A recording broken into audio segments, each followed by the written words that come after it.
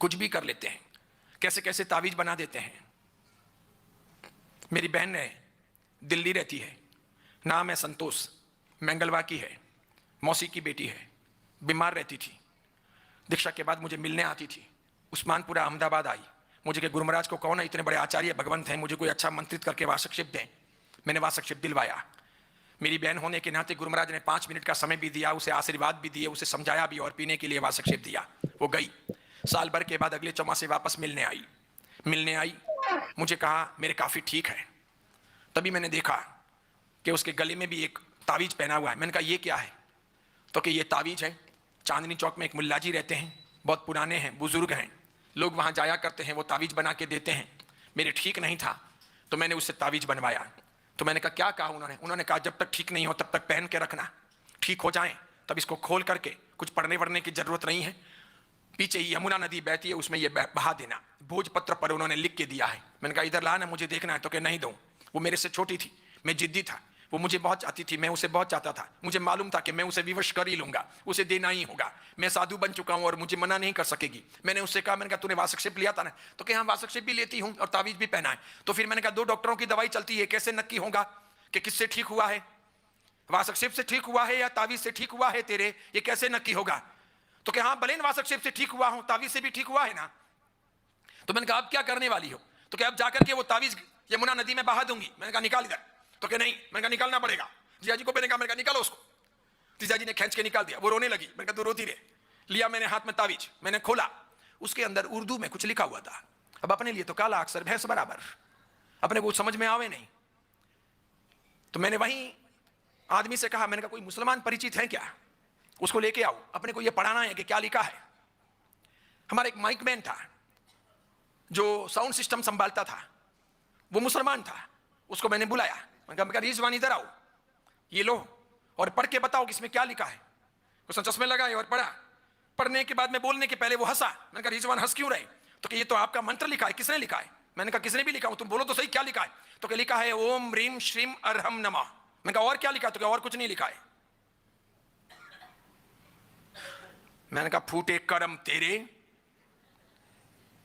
पट्टी तू देने को तैयार नहीं थी तावीज। वो सुन रही होगी अभी व्याख्यान दिल्ली में, उसके पति भी सुन रहे होंगे। मैं जो कह रहा हूं वो सच कह रहा हूं, मंगलवा की है।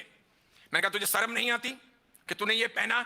जब तूने गुरुजी का वासकशिप लिया, तूने कहा आचार्य भगवंत का सूर्य मंत्र का वासकशिप दिलवाओ, मेरे कहने से गुरु महाराज ने स्पेशल वासकशिप तुझे दिया, मंत्रित करके तेरे लिए, तुझे पीने के लिए कहा।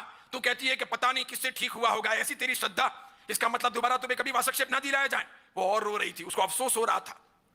मैंने कहा ठहर, अब ये लेके जा, भले बहा देंगे ठीक है, लेकिन तुम एक बार मुल्ला जी के पास जाओ और पूछो कि तुम ये सब लिखते कैसे हो, तुमको ये कहां से सीखने को मिला। आखिर वो और उसके पति मूलचंद जी वो गए वहां वापस चांदनी चौक, मुल्ला जी को अच्छी भेंट सौगात दी, फिर उनसे बातचीत की, उनसे पूछा। उन्होंने कहा मैं मेरठ का हूं, मैं वर्षों पहले यहां आ गया। मेरठ में जिस मोहल्ले में हम किराए पर रहते थे उसके पास में ही तुम्हारा मंदिर और उपाश्रय है।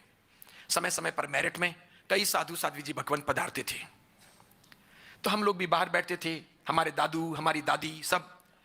तो कोई गिला शिकवा नहीं होता था। तो कभी कभी बच्चों को वे चॉकलेट देते थे, तो हम लोग भी गरीब थे, तो हम भी तुम्हारे साधु महाराज के पास चॉकलेट लेने जाते थे, वो हमको भी देते थे। वो हिंदू मुस्लिम का भेद नहीं करते थे, वो जैनों को भी देते थे, हिंदू बच्चे होते थे उनको भी देते थे। मैं पड़ोस में रहता था, मैं भी छोटा मुन्ना था, मैं भी हाथ लंबा करता था, मुझे भी देते थे। फिर सबको आशीर्वाद देते थे, मुझे भी देते थे। मेरे दादा को दादी को उनके प्रति श्रद्धा थी, मेरे दादा दादी उनको हाथ जोड़ लेते थे। धीरे धीरे इस प्रकार कई साधु साध्वियों का आवागमन होता था। हम भी कई बार व्याख्यान सुन लेते थे, हमारे घर के सामने से वे गोचरी के लिए निकलते थे, जाते थे, आते थे, लोग उनके साथ में होते थे। मोहल्ले में अच्छा प्रेम भाव था, सब लोग हाथ जोड़ते थे, हम भी हाथ जोड़ते थे। कभी तकलीफ पड़ती थी तो मेरे अब्बा मेरी अम्मा मेरे दादू मेरी दादी महाराज साहब के पास में हम लोगों को ले जाते थे, आशीर्वाद दिलाते थे, और इस प्रकार वो आशीर्वाद देते थे और हम ठीक हो जाते थे। मैं बड़ा हुआ, मेरी ये श्रद्धा बनी रही, बरकरार रही। फिर एक बार कुछ ट्रस्टी लोग मंदिर के बाहर खड़े होकर के टेंशन में थे और कुछ विचार विमर्श कर रहे थे कि कल सवेरे महाराज साहब जा रहे हैं, आदमी भेजना है, मिल नहीं रहा है, एक काम करो ना, तुम ट्राई करो ना, तुम उनसे पूछो ना, तुम उनसे पूछो ना, ऐसी बात हो रही थी। तभी मेरे अब्बा जान ने पूछा क्या हुआ, तो कि कल सवेरे महाराज साहब विहार कर रहे हैं, वो बुजुर्ग हैं, तो उनके साथ में हेल्पर के लिए कोई भेजना है, कोई आदमी 10 दिन के लिए भी, ताकि अच्छे से उनको वहां तक छोड़ के आ जाएं। ये टेंशन है, दोनों बीमार रहते हैं, स्वस्थ नहीं है, और काफी समय से यहां हैं, तो अभी रहना नहीं चाहते हैं, तो अभी उनको भेजना जरूरी है, तो हम एक आदमी की व्यवस्था कर रहे हैं। लेकिन जो हमारे रेगुलर आदमी हैं वो दोनों ही यहां नहीं हैं, तो तकलीफ हो रही है। तो मेरे अब्बा जान ने कहा मेरा बेटा है ना, उसको भेज देता हूं, छोड़ के आ जाएगा, उसमें क्या है, कुछ भी काम होगा कर लेगा, कि आपका काम अपना ही काम है ना। तो मुझे कौन, वो मुल्ले जी बता रहे हैं कि मुझे उस महाराज साहब को छोड़ने के लिए 10 दिन के लिए महाराज साहब के साथ भेज दिया गया। 10वें दिन जब महाराज साहब को वहां छोड़कर मैं घर के लिए, मेरठ के लिए निकल रहा था, महाराज साहब ने कहा बच्चों इधर आ, सर पे हाथ रखा, कहा शुद्ध शाकाहारी बन जा, तुझे एक मंत्र देता हूं। वो मंत्र तेरे लिए काम नहीं आएगा, लेकिन उस मंत्र से तू किसी का भी कुछ भी उपयोग करेगा, उसका ठीक हो जाएगा। मंत्र साधनाएं ऐसी होती है कि मंत्र खुद के लिए काम नहीं आते, मंत्र दूसरों के लिए काम आते हैं और दूसरों के लिए तत्काल फलदायी बन जाते हैं। किसी को मंत्र सुनाया, किसी को मंत्र दिया, किसी को मंत्र के द्वारा वासक शिव डाला, किसी को मंत्र के द्वारा पानी पिलाया, सामने वाले को असर हो जाएगी। आप खुद पानी मंत्रित करो, उस मंत्र से गड़गड़ाहट पी जाओ और ठीक हो जाएगा, नहीं ऐसे नहीं होता। फिर आपके लिए दूसरे किसी को कुछ करना पड़े। जैसे ये साधना जानते हो और मेरे कोई तकलीफ हो तो ये साधना करके मुझे पानी पिलाए, ये बात बन सकती है। मेरे ही मंत्र मेरे काम आएंगे, ऐसे काम नहीं आते। का तेरे मंत्र तेरे काम तो नहीं आएंगे, तुझे मंत्र देता हूं, तो जब कभी किसी का भला करना चाहेगा तो हो जाएगा। ध्यान रखना, अगर अच्छा इंसान बनना चाहता है और आगे बढ़ना चाहता है तो पैसा एक लेना मत।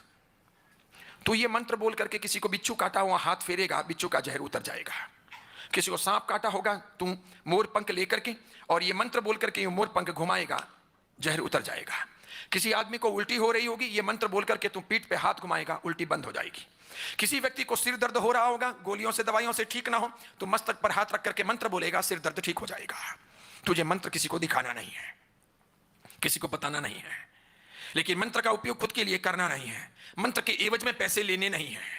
बस तब से मैं मेरठ से जब बड़ा होकर के यहां चला आया दिल्ली, मेरा अपना कारोबार करता हूं, मेरे कबाड़ी का कामकाज है, भंगार इकट्ठा करता हूं, कंपनियों को बेचता हूं, मेरे बच्चे भी यही करते हैं। लेकिन मैंने तब से उस जमाने के दिनों से मांसाहार छोड़ दिया था। यहां चांदनी चौक में रहता हूं, तुम्हारे उधर जैन समाज के मंदिर के थोड़े आगे मोहल्ले में, जहां कचौड़ियां वगैरह बहुत बिकती है वहां, और वहीं पर ये सब काम किया करता हूं। तो लोग जिन जिन के फलीफूत होते हैं वे लोग आते रहते हैं।